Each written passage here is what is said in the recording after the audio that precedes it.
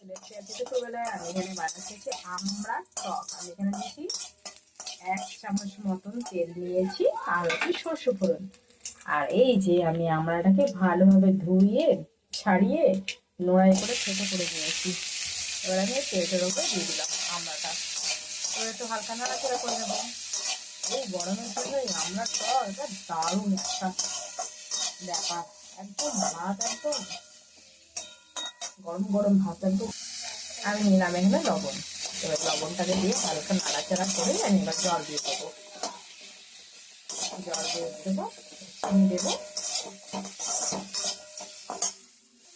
এই দেখুন কালারটা একটু চেঞ্জ হয়ে গেছে। এবার আমি জল এগুলো দিয়ে দেবো। জল দিয়ে এটাকে ভালোভাবে মিক্স করে নেবো। একবার ফুটে গেলে আমি এর মধ্যে দিয়ে দেবো চিনি। এরকম কিন্তু পাতলাই হবে, এটা কোনো গাঢ় হবে না। এবার আমি দিলাম একটু হলুদ দিলাম, কালারটা সুন্দর আসবে।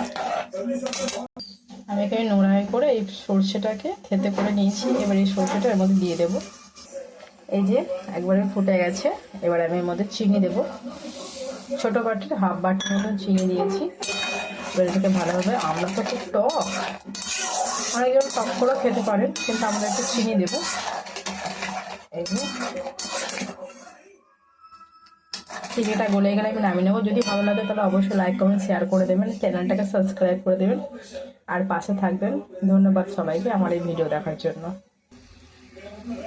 এই যে একেবারে রেডি হয়ে গেছে, এবারে নামিয়ে নেব। এই যে আমরা টক বাটিতে ঢেলে নিলাম। দারুণ হয় কিন্তু, ভাত দিয়ে একদম সব ভাত একবার উঠে যাবে। টাটা বন্ধুরা।